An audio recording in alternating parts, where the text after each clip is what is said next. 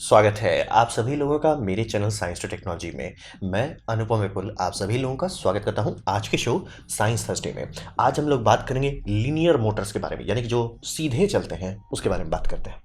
तो हिसाब समझिए कि समस्या क्या है। हमारे पास मोटर है, लगभग 200 साल से इस्तेमाल कर रहे हैं एक या अदर फॉर्म का। तो समस्या क्या है? हिसाब ये है कि हमारी दुनिया में बहुत जगह पे लीनियर मोशन चाहिए। जैसे कि यहाँ पर ट्रेन है, ट्रेन तो चलता सीधा है ना, सीएनसी मशीन है, उसमें जितने भी एक्सिस है एक्स वाई जी ये सब तो सीधा चलते हैं ना। तो अब घुमा के यानी आपको उसको ट्रांसलेट करना पड़ता है कि मतलब आप जैसे अभी टाइप की जगह लीनियर एक्चुएटर इस तरह कुछ दिख रहा है जिसमें एक शाफ्ट जो आगे पीछे होता है लेकिन मोटर साइड में लगा हुआ है। तो मोटर तो घूम रहा है तो उससे आगे पीछे कैसे करेंगे? तो आपको इसमें बहुत सारा कन्वर्शन करना पड़ता है। कन्वर्शन का साइड इफेक्ट वो काफ़ी कम्बरसम और मेसी होता है, यानी काफ़ी चीज़ डालना पड़ता है। जैसे इसमें देख सकते हैं कि गियर है, उसके ऊपर एक गियर है, उसके ऊपर एक और बड़ा गियर है, फिर उसके बाद बॉल स्क्रू है, फिर बॉल स्क्रू के लिए अलग से मतलब ट्रैवल जॉइंट है, फिर ट्रैवल जॉइंट के लिए अलग सील्स है। मतलब हुआ काफ़ी हो जाता है। और फिर इससे समझिए कि इसमें फिजिक्स के कारण दो तीन चीज़ आता है जिसे कहते हैं फ्रिक्शन। ऑब्वियसली जितना चीज़ से आप कनेक्ट करते जाएंगे, जितना ज़्यादा आप एनर्जी ट्रांसफर करेंगे, फ्रिक्शन होते जाएगा। ये वैसा समझिए कि आपका बिजली निकल रहा है कहीं पावर प्लांट से, वो सीधा आपके घर में आए तो काफ़ी कम लॉस होगा, लेकिन उसको जितनी बार आप स्टेप अप स्टेप डाउन करेंगे उतना उसका लॉस होता जाएगा। यहाँ पे भी वही हो रहा है, एनर्जी जो निकल रहा है मोटर से, मतलब शाफ्ट से जो एनर्जी निकल रही है वो एक्जैक्टली आपका ट्रांसलेट नहीं होगा कि हाँ 100 वाट की एनर्जी निकली थी मेरे शाफ्ट से तो एकदम 100 वाट का लीनियर मोशन आएगा, वैसा नहीं होगा, वो काफ़ी कम हो जाएगा। तो ये एक सीरियस प्रॉब्लम है। और प्लस जहाँ पे एक्यूरेसी चाहिए, यानी कि एकदम मैंने बोला एग्जैक्टली इतना ही मूव करो तो इतना ही करो। जैसे सीएनसी मशीन हो गया, जैसे आपका प्रिंटर हो गया, जैसे आपका 3D प्रिंटर हो गया, आपका लेज़र कटिंग मशीन हो गई, ये सब प्रिसीजन मांगते हैं। यानी कि मैंने बोला 5 मिनट मूव करो तो एग्जैक्टली 5, ना एक ज़्यादा ना एक कम। तो अब बात है कि आप इतना हुआ डाल रहे हैं तो हर जगह पे बैकलैश आता है। ये फिजिक्स का है, ये इंजीनियरिंग के कारण आप इसका कुछ नहीं कर सकते। आप गियर बनाएंगे उस पर थोड़ा सा बैकलैश होगा, थोड़ा सा टुक टाक टिक होगा, बहुत कम होगा लेकिन होगा। फिर आप लीनियर स्क्रू का इस्तेमाल करेंगे उसमें भी होगा। जो लोग आप लोग 3D प्रिंटर दे उनको पता होगा कि यहाँ स्प्रिंग क्यों डालना पड़ता है, नहीं तो बैकलैश काम करने नहीं देगा, नहीं तो डुग डग डिग डुग होगा जब भी उसका डायरेक्शन चेंज करेंगे। तो ये एक सीरियस समस्या, मतलब इसको आप बाईपास नहीं कर सकते, आप मैनेज कर सकते हैं। बहुत सारी कंपनी मैनेज करती है, जैसे कि आपका गियर्स में अगर थोड़ा स्लॉप है तो लीनियर इनकोडर लगा देंगे ताकि वो पढ़ सके, अच्छा कितना वो स्लिप किया, अच्छा स्लिप किया ठीक है, इतना स्लिप किया उल्टा चला दो इसको। तो वो सब करके आप थोड़ा मैनेज कर सकते हैं। लेकिन इसका साइड इफेक्ट ये होता है कि आप जितनी बार कोई चीज़ का करेक्शन करते हो वो हमेशा एक समस्या बन जाता है। मतलब आप चाहोगे ना कि ये हुआ ना हो तो ही बेटर है। जैसे कि आपके घर में बिजली का पावर फैक्टर बहुत ख़राब है, तो आप भले सोच सकते हो कि मैं बाहर में एक यूनिट लगा दो जो पावर फैक्टर ठीक करते, चलिए वो एक ऑप्शन है। या तो आप ऐसे इक्विपमेंट इस्तेमाल करें जिसमें गंदा पावर फैक्टर ना हो। तो वैसे ही समझिए कि रियलिटी में वही है कि लोग चाहते हैं कि हुआ ना करना पड़े। मतलब यार मेरे को सीधे ही रॉड आगे पीछे करना तो मैं ये हु लू लू लू क्यों कर रहा हूँ, शांति से रॉड आगे पीछे करो। तो वही है हिसाब, वही है, यही एक समस्या है। तो सॉल्व कैसे करते हैं? तो यहाँ पे कहीं पे भी आप टाइप करेंगे लीनियर, सब लोग वही बोलेगा कि ये मोटर को पनीर रोल समझिए और पनीर रोल को लोग खोल दिया। तो वही समझिए, ऐसा आपको मोशन दिखेगा कि रोल है, खोलते गए सीधा कर दिया, काम खत्म। तो है टेक्निकली वही, लेकिन इसमें आपको मेन फायदा जो हो रहा है कि ट्रांसलेशन स्टेज खत्म हो जाता है। यानी कि जैसे आपका ये स्टेपर मोटर है, स्टेपर मोटर किसको घुमा रहा है? शाफ्ट को घुमा रहा है। शाफ्ट से क्या घूम रहा है? शाफ्ट से एक ये घूम रहा है, स्क्रू घूम रहा है। स्क्रू जो है या नट कहें, वो नट जो है एक जगह पे लॉक किया गया है और एक एक्सिस में उसमें मूवमेंट दिया गया, तब वो आगे पीछे हो रहा है।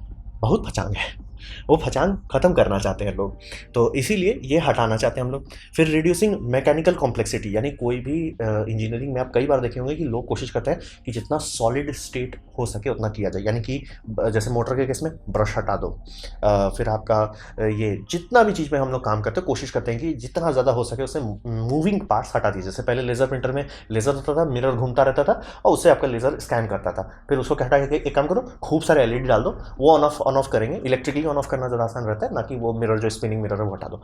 मूविंग कंपोनेंट जितना हटाया जा सके उतना बल्ले बल्ले होता है। फिर मशीन जो आप सीएनसी मशीन जैसा बात करें वहाँ पे एक एक मोशन मतलब स्टेप्स को हटाने का बहुत बड़ा फायदा होगा। तो इसीलिए जितना मैकेनिकल सिंप्लीफाई होगा उतना आपका फायदा होगा। इससे दूसरा भी फायदा होता है, जैसे आपका लुब्रिकेशन कितना लग रहा है, ये रॉड में काफ़ी लुब्रिकेशन खपत होगा, वो नहीं खपत होगा उतना, वो भी फायदा है। और लुब्रिकेशन का सबसे बड़ा क्या होगा, जो लोग काम किए होंगे लुब्रिकेशन से, भैया धूल गर्दा अपना समझ के प्यार करता है धूल गर्दा से, वो मतलब खींच के धूल गर्दा ले आता है। जिनके पास 3D प्रिंटर को वो बता देंगे कि भैया मतलब पूरा घर में उतना धूल नहीं जितना 3D प्रिंटर के ऊपर पड़ जाता है, पता नहीं कहाँ से। तो ये समझ लीजिए। फिर इसका यूज़ और मेंटेनेंस, मतलब आप किसी को बोलते हैं ये मोटर आगे पीछे नहीं जा रहा, समझ जाओगे। फिर दूसरे अच्छा पुली जो है ना, पुली फिसल गया, अब ले ये क्या चीज़ होता है भाई, मेरा मोटर है सब चीज़ सही चल रहा है लेकिन पुली जो है, पुली का ग्रब स्क्रू फेल हो गया और पुली फिसल रहा है। फिर हो सकता है नहीं, बेल्ट जो है ना, बेल्ट आपने लगाया 3D प्रिंटर में होता है, बेल्ट लगाया वो बेल्ट स्ट्रेच हो गया, ये भी होते हैं। तो ये सब समझिए बहुत फचांग है जो आप और हम नहीं जान रहे, लेकिन मतलब इंजीनियर्स इससे दिन रात डील करते हैं। जितनी भी कंपनी मैन्युफैक्चर गुड्स बनाती है, यानी कि जो सामान आपको बेचा जाता है, वो सब का मतलब हेडेक हो जाता है ये सब चीज़ को मैनेज करना। तो इसीलिए लोग भागते हैं कि सिंपल से लीनियर मोशन लाओ, जिससे तुम्हारा रिलायबिलिटी आसान हो जाए और इफिशियंसी भी अच्छी हो जाए, क्योंकि एनर्जी जितनी बार डायरेक्शन चेंज करेगा उतना बार वो थोड़ा हु हा ही हु करेगा। आप कम से कम बार हु हा ही करना चाहते हो। तो ऑप्शंस क्या है, ठीक है, हमने सोल्यूशन तो बता दी कि वो बना दी, तो ऑप्शंस क्या है। ऑप्शन है पीएसओ मोटर। ये अगर आप कैमरा इस्तेमाल किए होंगे जिसमें ऑटो फोकस है तो जनरली यही रहता है। तो इसमें लेकिन ये बात समझिए, ये कॉन्टैक्ट सिस्टम है, यानी कि ये फिजिकली छूता है। तो ये पीएजो इलेक्ट्रिक छू छू के कर रहा है। तो पीएजो इलेक्ट्रिक का मतलब क्या होता है, वो इलेक्ट्रिकल एनर्जी देने पे या एक्सपैंड या कॉन्ट्रैक्ट करता है। अब इसका ज्योमेट्री का इस्तेमाल कर, जैसे यहाँ पे आप देख रहे हैं कि पहले एक को एक्सपैंड करके पुश कर रहे हैं, फिर दूसरा को एक्सपैंड करके पुश कर रहे हैं। तो ऐसे ऐसे करके वो मतलब पॉजिटिव डायरेक्शन में भी जा सकते हैं, नेगेटिव डायरेक्शन में भी जा सकते हैं। मतलब अगर स्पिन का बात करें तो क्लॉकवाइज और एंटी क्लॉकवाइज कर सकते हैं, या तो मतलब एक्स पॉजिटिव या एक्स नेगेटिव दोनों कर सकते हैं। तो ये हो गया आपका पीएसओ। ये जनरली कॉन्टैक्ट सिस्टम है, तो जनरली ये हाई प्रिसीजन में इस्तेमाल होता है। यानी कि आप सोचिए कि आपका कोई भी कैमरा का लेंस देखते हैं, उसको बहुत प्रिसाइज मूव करना रहता है, तभी जाके वो मतलब आपका ऑटो फोकस काम कर पाता है। तो उसके लिए ये सब बहुत अच्छा रहता है। लेकिन ये generally suited for low power. अगर आप इसे बोलेंगे मेरे को ट्रेन चलाना है, मैगलेव चलाना है, तो लोग बोलेंगे भाई छोड़ दो, क्यों। अब पहली बात ये फिजिकल कांटेक्ट करता है, तो ये थोड़ा सा एक सीरियस बात है। फिर आता है इंडक्शन मोटर। इंडक्शन मोटर तो सबसे सिंपल, सबसे नोन टेस्टेड सिस्टम है, और प्लस उसका रोटर बहुत ये होता है, क्या बोलता है, एकदम सिंपल होता है, मेटली होता है सीधा। तो क्यों ना रोटर हटा दिया जाए, वहाँ पे सिंपल आप एल्यूमिनियम प्लेट रख दिए तो भी वो काम करेगा। आप ऐसा अगर बना लेते हैं, और इसमें अगर आप ये रखते हैं, क्या बोलते हैं, कॉइल डाल देते हैं 3 फेस का कॉइल, इसके ऊपर आप एल्यूमिनियम प्लेट रखेंगे, वो आगे जाएगा या तो पीछे आ जाएगा, वो अपने आप होगा। तो वही समझिए, ये इंडक्शन मोटर जो है, जो कि पूरी दुनिया में इस्तेमाल होता है, ये किसी ने सोचा कि भाई इंडक्शन मोटर को रोल क्यों ना खोल दिया जाए। तो ये काम करता है, बल्ले बल्ले करता है, लेकिन इसकी इफिशियंसी थोड़ी लो होती है। तो ये काफ़ी ट्रेन में इस्तेमाल होने लगा, जहाँ पे ट्रेन जो है, ट्रेन का मोटर चक्का ना घुमा के सीधे इसके मतलब समझिए पटरी जो है, पटरी के बीच में ये रख दिया गया है, एक एल्यूमिनियम प्लेट रखा है, और उसको ऐसे खींचे जा रहा है। फ़ायदा काम करता है, साइड इफेक्ट थोड़ा गैप ज़्यादा हो जाता है। मतलब आप मोटर के बारे में एक चीज़ समझिए, जितना रोटर और स्टेटर के बीच का गैप जितना कम होगा, उतनी इफिशियंसी बल्ले बल्ले होगी। आपका गैप अगर मान लीजिए जैसे नॉर्मल मोटर के अंदर अगर आप देखें, गैप इतनी सुना है, और आपका ऐसे इतना हो जाता है, तो इफिशियंसी बहुत ख़राब हो जाती है, क्योंकि इन्वर्स को लॉ लगता है मैग्नेटिज्म में। तो इसी कारण से ये सब सिस्टम है, यानी कि जहाँ पे इंडक्शन मोटर इस्तेमाल होता है, इफिशियंसी कम होती है। क्योंकि आपको लगे यार इफिशियंसी कुछ ज़्यादा कम नहीं दिखा रहा, जबकि इंडक्शन मोटर तो बाकी सिस्टम में भी लगते हैं, तो इतना खराब इफिशियंसी क्यों आ रहा है, कारण वही है। तो अगर अगर मान लीजिए इसको कुछ ऐसे जगह पे कन्वेयर बेल्ट में इस्तेमाल किया जाए, जहाँ पे एकदम स्टेटर को एकदम ऑलमोस्ट छुआ दे रहे हैं रोटर से, या जैसे इसके केस में रोटर और स्टेटर नहीं कहा जाता, इसके केस में प्राइमरी और सेकेंडरी कहा जाता है। प्राइमरी वो होता है जिसमें बिजली जाता है, तो सेकेंडरी होता है जो मूव करता है। तो सेकेंडरी और प्राइमरी और सेकेंडरी एकदम छुआने पे जाएंगे, वहाँ पे एफिशिएंसी अच्छी हो जाएगी। और ये थोड़ा स्लॉपी होता है, क्योंकि आप इंडक्शन मोटर्स के बारे में जानते हैं, एक चीज़ बोला जाता है स्लिप। आरपीएम वो फिक्स नहीं है, वो सिंक्रोनस नहीं है, वो ए सिंक्रोनस है, यानी कि थोड़ा लुचपुच है। तो उसका साइड इफेक्ट होता है। अगर आप सीएनसी मशीन में उसको इस्तेमाल करेंगे तो दिक्कत हो जाएगा। भैया सीएनसी आप बोले तो 4 मिलीमीटर, लेकिन वो मोटर थोड़ा सा फिसल गया, थोड़ा सा पहले ही बंद हो गया, तो पता चला वो 3 मीटर मूव किया, या खोच पोच हो जाता है। लेकिन इसका एक फ़ायदा है, सस्ता होता है और लॉन्ग रेंज के लिए बहुत अच्छा है। यानी कि अगर आपको पूरा रेलवे चलाना है तो ऑब्वियसली यही इस्तेमाल करेंगे, बिना इसके तो, और इसके सिवा तो कुछ हो नहीं सकता। फिर होता है सिंक्रोनस मोटर। ये प्रिसीजन इक्विपमेंट में इस्तेमाल होता है, जहाँ पे आप मैग्नेट इस्तेमाल करते हैं। आपके पास कॉइल है, मैग्नेट इस्तेमाल करते हैं। मैग्नेट आप कहाँ डालते हैं, ये जनरली जो चीज़ मूव करेगा उसमें मैग्नेट डाला जाता है, और जो स्टैटिक रहता है उसमें इलेक्ट्रिकल कॉइल रहता है। कारण ये है कि अगर वैसा नहीं करेंगे तो आपको ब्रश डालना पड़ जाएगा, फिर तो कोई फायदा नहीं है। तो पीएसओ वाला समझिए, ये छोटे चीज़ों में इस्तेमाल होता है। बस मैंने एज ए इन्फॉर्मेशन बता दिया, लेकिन इस पर उतना ध्यान मत दीजिए, क्योंकि सब प्रिसीजन इक्विपमेंट में इस्तेमाल होता है, आम पब्लिक के लिए ज़रूरत नहीं है। लीनियर इंडक्शन मोटर ये हाँ रेलवे वेलवे में इस्तेमाल होता है, कई जगह पर लिफ्ट पर भी इस्तेमाल होता है, रोलर कोस्टर काफ़ी है इसका यूज़ है। और फिर मैग्नेट वाला जो सीएनसी मशीन सबके लिए डेवलप किया जा रहा है। तो इस्तेमाल के तौर पे सिंपल सिंपल ये समझिए कि काफ़ी सारे ट्रेन में इसको इस्तेमाल करते हैं। मतलब ट्रेन में नॉर्मल इंडक्शन मोटर के, ये हुआ क्यों कर रहे हैं, क्यों बीच में, मतलब आप देख सकते हैं कि पटरी है, पटरी के बीच में एक एल्यूमिनियम का प्लेट लगा हुआ है, क्यों क्यों उतना खर्चा बहुत बढ़ जाता है ना भाई, तो क्यों कर रहे हैं। तो बात ये है कि इससे ये फायदा होता है कि ये स्लो बहुत अच्छा है मैनेज कर लेता है। यानी कि ट्रेन के केस में आप देखें चक्का में फ्रिक्शन बहुत कम होता है। तो अगर आप चढ़ान दे देते कि मतलब मेरा टनल से निकला और धड़ाक से वैसे ऊपर जाने हैं, ट्रेन बोले भाई हमसे ना हो पावे, आदमी बैठे होंगे तो ट्रेन उल्टा पीछे फिसलने लगा। तो इस कारण से, चूंकि ये एक्शन इक्वल्स रिएक्शन जो हो रहा है, ये मतलब एक फिजिकल लॉक्ड डिवाइस है, मतलब समझिए पकड़ रहा है, एक चीज़ को पकड़ के खींच रहा है अपने आप को, ये काफ़ी हाई स्लो मैनेज कर सकता है।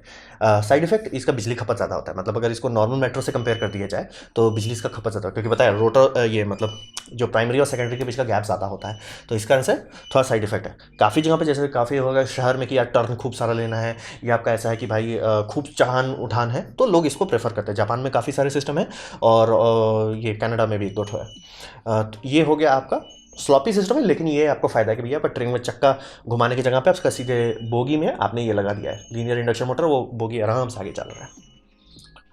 तो ये एक ऑप्शन हो गया। फिर हो गया सीएनसी मशीन। मैंने बताया सीएनसी मशीन में तो एकदम चाहिए ही लीनियर मोशन के, सीएनसी मशीन बिना उसके काम करेगा ही नहीं। इंडस्ट्रियल मैन्युफैक्चरिंग यहाँ पे इसकी बहुत ज़रूरत है, क्योंकि मैन्युफैक्चरिंग सबका कभी देखेंगे तो उसमें क्या होता है, आधा ज़्यादा चीज़ बस यही कर रहा है, बस अलग अलग तरीके से कर रहा है, तो वहाँ पे इसका बहुत इस्तेमाल है। कैमरा लेंसेस आप लोगों ने सब ने एक्सपीरियंस किया होगा। फिर रोलर कोस्टर में भी रहता है कि सटाक से अगर डालना है तो गियर वुयर से इम्पॉसिबल नहीं कर रहा हूँ, पहले तो वही किया जाता था। बात यह था कि वो बहुत एनर्जी खा जाएगा, वेस्ट हो जाएगा, और वेयर एंड टेयर भी होगा। तो ये है कोई टेंशन नहीं, मतलब आया कैरेज आया अपने आप मैग्नेटिकली स्विंग करके लॉन्च कर दिया। तो इस्तेमाल इसके काफ़ी हैं, मतलब ऐसा चीज़ नहीं है कि कभी इस्तेमाल नहीं होता है, मतलब ट्रेन के केस में इस्तेमाल नहीं है। ऑब्वियसली इंडिया में तो मैंने अभी तक एक को नहीं देखा, और चाहूँगा भी नहीं, क्योंकि इंडिया में उतना सूट नहीं करेगा ये वहाँ पे बहुत अच्छा सूट करता है जहाँ पे बर्फ़बारी होती है। कारण ये है कि अगर ये इस पर पटरी पे बर्फ़ पड़ जाता है, और खासकर पत्ती उत्ती के साथ पड़ता है, तो वो एक लुब्रिकेशन लेयर बनाया, मतलब चक्का फिसलने लग जाता है, तो वहाँ पे ये काफ़ी काम आ सकता है। मतलब right tool for the right job, तो इस्तेमाल है इसका। सीएनसी तो इसी पे चलता है। रोलर कोस्टर के लॉन्चर्स तो आप लोग अगर इंडिया में रोलर कोस्टर देखे होंगे तो 3-4 ठो में है, तो ऐसा नहीं है कि ये कभी नहीं इस्तेमाल होता। कैमरा लेंस तो हर किसी के पास है, तो ये सब समझ लिए बहुत यूज़फुल टूल है।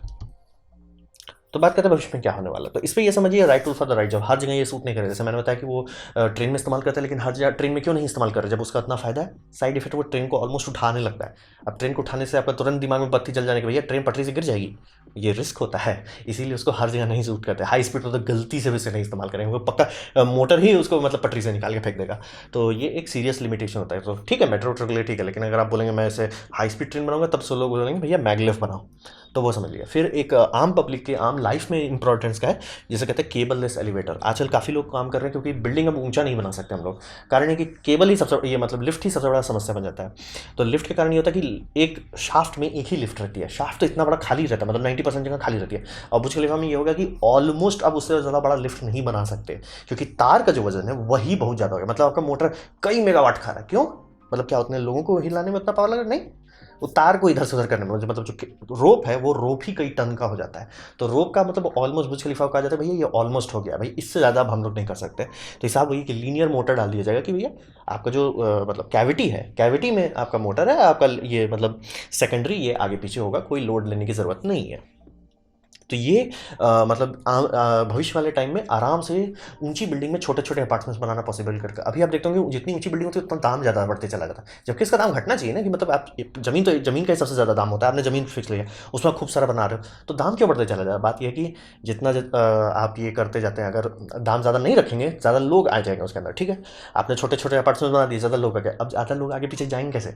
20 मंजिला कोई सीढ़ी चढ़ के आदमी जा नहीं सकता, एक दो बार करेगा हो गया भाई, जिम हो गया मेरा। तो वो समझ लीजिए लिफ्ट एक लिमिट बन जाता है, कि अगर ऐसा लिफ्ट बन जाए कि हाँ मतलब एक ही शाफ्ट में 4-5 लिफ्ट चल रहा है, एकदम तड़ तड़ करके ऊपर जा रहा है, और फिर ऊपर में स्विच करके नीचे आ रहा है, मतलब एक साइड में सिर्फ नीचे जा रहा है, एक साइड में ऊपर जा रहा है, उसमें एक शाफ्ट में मान लीजिए 20 मंजिला शाफ्ट है, उसमें आपका आराम से 2 से 3 लिफ्ट पैरेलली चल रहा है उसी शाफ्ट में, तो बहुत लोगों को आप इधर से उधर कर सकते हैं। तब ऐसा हो सकता है कि कल को जो बिल्डिंग्स बनाई जाएगी जो ऊंची होगी, तो उसमें छोटे छोटे अपार्टमेंट देंगे, ऐसा नहीं करेंगे बहुत बड़ा बड़ा अपार्टमेंट। आप देखते हो जितना ऊपर जाता है बिल्डिंग का साइज बढ़ते चला जाता है और दाम बढ़ते चला जाता है। कारण वही है कि वो चाहते नहीं है कि ज़्यादा लोग आएँ, क्योंकि ज़्यादा लोग आएंगे ज़्यादा लोग को अप डाउन करना पड़ेगा, अप डाउन करने में बैंडविड्थ जाएगी। तो केबल लेस एलिवेटर हम सबके लिए भला होगा। मास प्रोडक्शन जो है उसमें हर जगह इसका इस्तेमाल होने वाला है, और लोग करने लगे, मतलब ये आया ही मास प्रोडक्शन के लिए, और धीरे धीरे लोग अच्छा इसे ये भी हो सकता है वो भी हो सकता है, तो वो समझिए मास प्रोडक्शन यानी कि हर वो चीज़ जो मैन्युफैक्चर की जा रही है उसमें काफ़ी इस्तेमाल होगा, और इससे ये समझिए सबका भला होगा। मैगलेव तो सीधा सीधा यही ही है, मैगलेव इसी टेक्नोलॉजी का बहुत बड़ा भाई है, सीधा सीधा, ज़्यादा कुछ नहीं है वो बस।